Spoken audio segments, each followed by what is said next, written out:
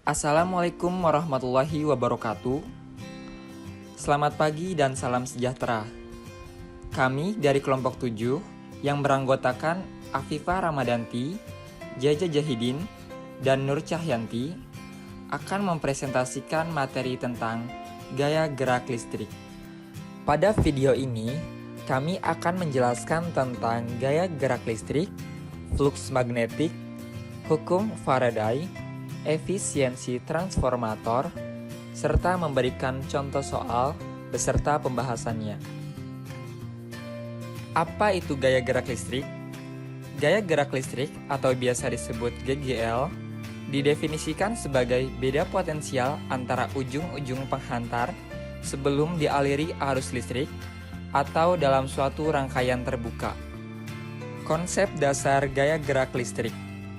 Yang pertama, GGL dalam listrik erat kaitannya dengan adanya tegangan jepit. Jika GGL terjadi pada rangkaian listrik terbuka, maka tegangan jepit sebaliknya. Yang kedua, tegangan jepit adalah perbedaan potensial antara ujung-ujung penghantar yang ada pada suatu sumber listrik setelah dialiri arus listrik atau dalam suatu rangkaian tertutup. Perbedaan gaya gerak listrik dan tegangan jepit. Dalam fisika, gaya gerak listrik disimbolkan dengan huruf E atau epsilon, sedangkan tegangan jepit disimbolkan dengan huruf V. Perbedaan dari gaya gerak listrik dan tegangan jepit dapat kita lihat lebih jelas pada gambar berikut. Jadi, gaya gerak listrik adalah tegangan yang terdapat pada suatu rangkaian terbuka belum ada arus listrik, sedangkan tegangan jepit adalah tegangan yang terdapat pada suatu rangkaian tertutup setelah ada arus listrik. Sehingga dari konsep tersebut perlu diketahui bahwa nilai-nilai gaya gerak listrik lebih besar dari tegangan jepit. Hal ini karena nilai gaya gerak listrik dipengaruhi adanya hambatan dalam sumber tegangan listrik, yaitu ketika muatan listrik bergerak di dalam sumber tegangan listrik, muatan tersebut mengalami hambatan. Rumus gaya gerak listrik.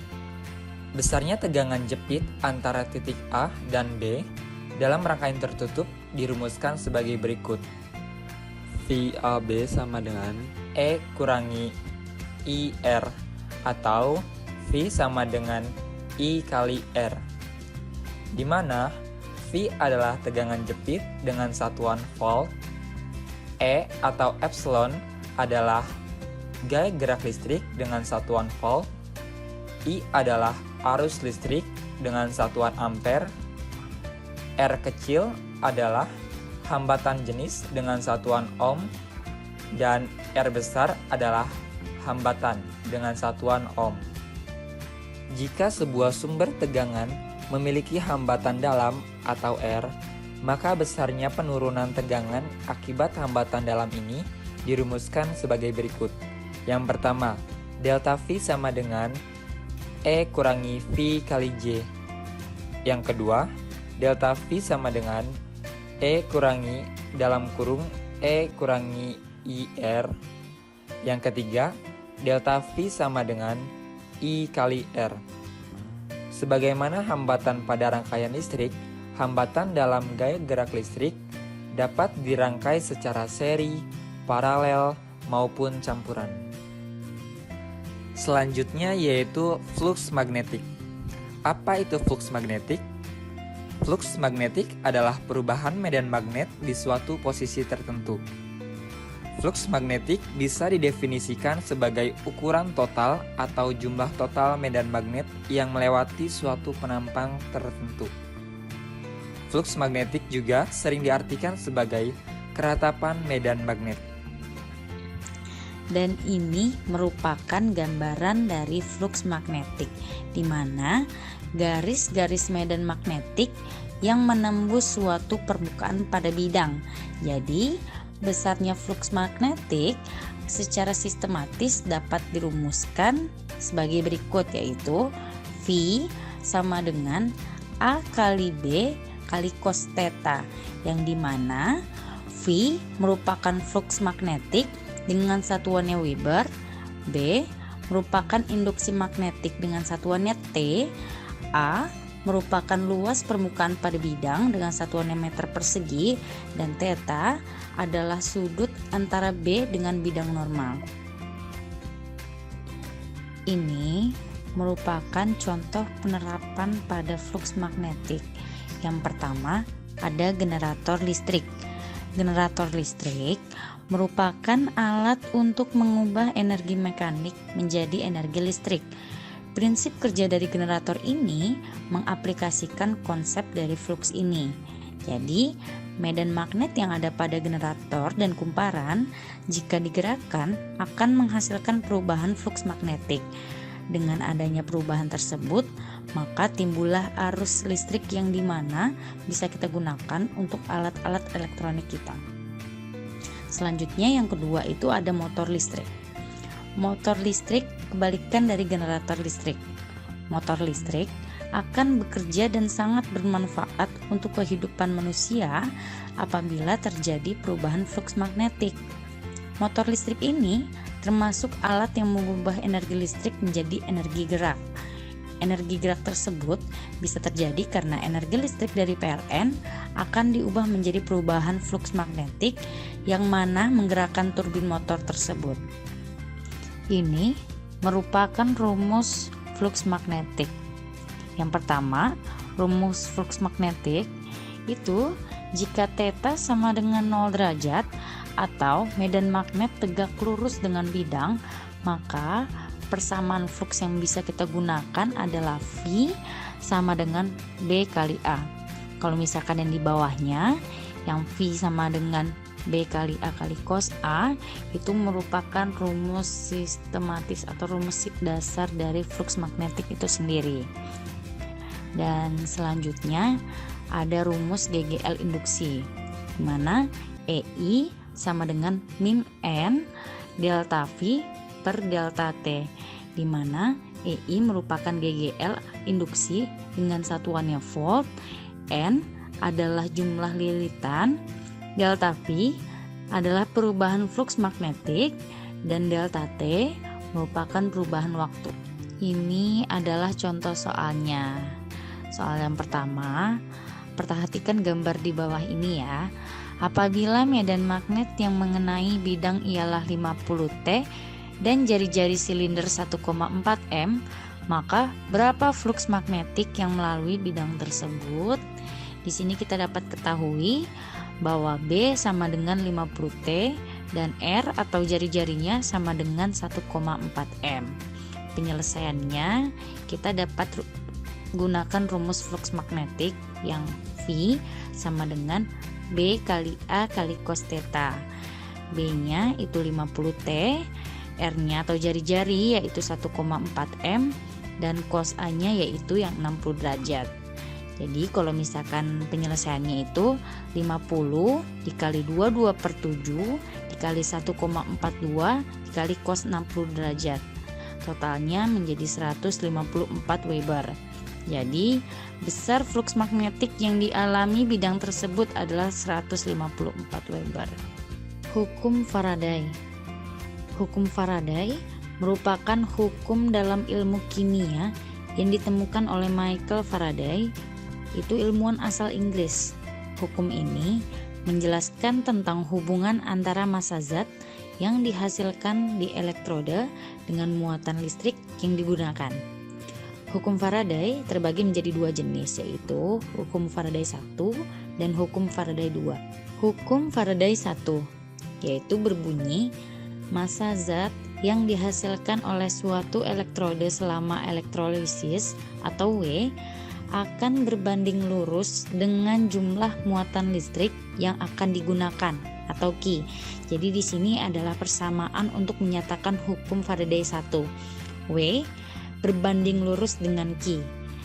Sedangkan jumlah muatan listrik yang digunakan atau Q sama dengan hasil kali antara kuat arus listrik atau I dan selang waktu atau T. Jadi persamaannya adalah Q sama dengan I kali T. Berdasarkan eksperimen, 1 mol elektron sama dengan 1 Faraday yang memiliki muatan listrik sebesar 96.500 coulomb. Hubungan tersebut dapat dirumuskan sebagai berikut, yaitu Q sama dengan Ne kali F. Dan di sini juga bisa kita gunakan F sama dengan Q per Ne sama dengan I kali T per 96.500, atau W sama dengan E kali F sama dengan E kali I kali T per 96.500 sama dengan R kali I kali T per N kali 96.500, yang dimana W merupakan massa zat yang dihasilkan dengan satuannya gram, E adalah massa ekuivalen zat, I merupakan kuat arus listrik dengan satuannya ampere, T adalah selang waktu dengan satuannya detik, R adalah massa atom relatif, dan N merupakan valensi zat. Hukum Faraday 2 berbunyi, massa zat yang dihasilkan oleh suatu elektroda selama elektrolisis atau W akan berbanding lurus dengan massa ekuivalen zat yang digunakan atau E. Massa ekuivalen zat merupakan perbandingan dari massa atom relatif atau AR dengan valensinya. Hukum 2 Faraday dapat dirumuskan sebagai berikut. E sama dengan negatif N buka kurung delta flux per delta T, dengan penjelasannya yaitu E adalah GGL induksi dengan satuannya volt, N adalah jumlah lilitan kumparan, delta flux merupakan perubahan flux magnetik dengan satuannya Weber, delta T adalah selang waktu dengan satuannya S. Dan tanda negatif menandakan arah gaya gerak listrik atau GGL induksi. Di dalam hukum Faraday 2 disebutkan bahwa massa yang dihasilkan oleh elektron berbanding lurus dengan jumlah massa ekuivalen zat. Maka dapat disimpulkan bahwa Me atau massa ekuivalen zat adalah massa atom relatif yang dibagi dengan jumlah perubahan bilangan oksidasi. Faktor pengaruh gaya gerak listrik. Berikut ini merupakan beberapa faktor yang bisa mempengaruhi besar dan kecilnya gaya gerak listrik. Yang pertama adalah jumlah lilitan pada kumparan. Semakin banyaknya lilitan di kumparan, maka semakin besar juga tegangan yang akan diinduksikan. 2. Kecepatan gerak medan magnet. Semakin cepat gerak gaya medan magnet, maka semakin besar juga tegangan yang akan diinduksikan. Ketiga, yaitu jumlah flux. Semakin besar jumlah flux yang mengenai konduktor, maka semakin besar juga tegangan yang akan diinduksikan. Berikut adalah contoh soal tentang gaya gerak listrik.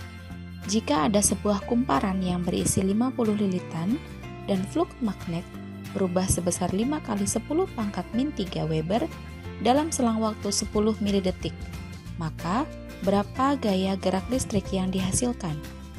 Penyelesaiannya, gaya gerak listrik yang dihasilkan kita hitung menggunakan rumus min N dikalikan perubahan flux magnet dibagi dengan selang waktu, menghasilkan min 50 dikali dengan 5 kali 10 pangkat min 3 Weber dibagi 10 kali 10 pangkat min 3, menghasilkan min 50 dikalikan 0,5 menjadi min 25 volt.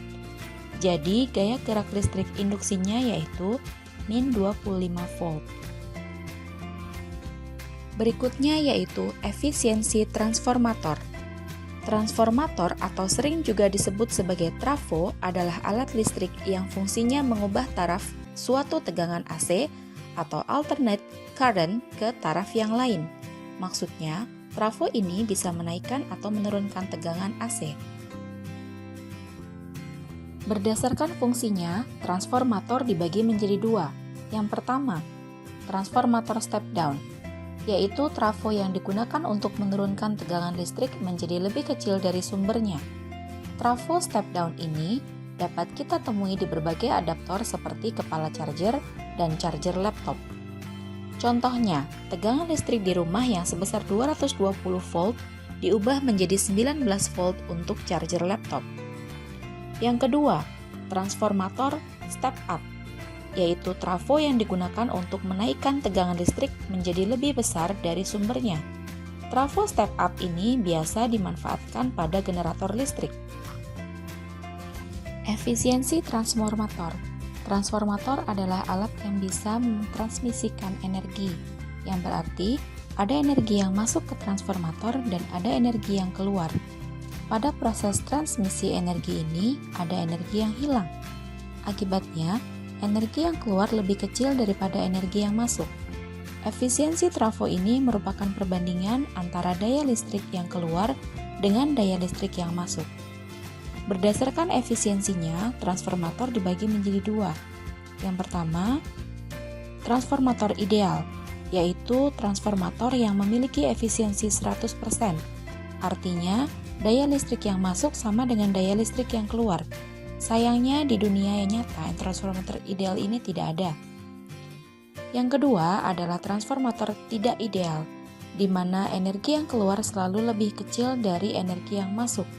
Artinya ada energi yang hilang, terbuang melalui panas dan faktor-faktor lainnya. Rumus efisiensi trafo.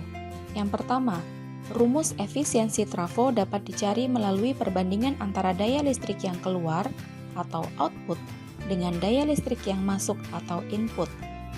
Efisiensi trafo dilambangkan dengan N sama dengan daya output dibagi dengan daya input dikalikan 100%. Yang kedua, rumus daya output dan input sehingga rumus efisiensi trafo juga dapat berbentuk seperti berikut. N sama dengan tegangan output dikalikan dengan arus output dibagi dengan tegangan input dikalikan arus input dikalikan 100%. Berikut adalah contoh soal tentang efisiensi transformator. Yang pertama, sebuah trafo memiliki daya input 25 watt sedangkan hanya memiliki daya output 20 watt. Berapakah efisiensi trafo tersebut? Penyelesaiannya, N sama dengan PO dibagi dengan PI dikalikan 100%. N sama dengan 20 dibagi 25 dikalikan 100%. Jadi, efisiensi trafo tersebut adalah sebesar 80%. Yang kedua, sebuah trafo memiliki efisiensi sebesar 75%. Tegangan inputnya 220 volt dan tegangan outputnya 100 volt.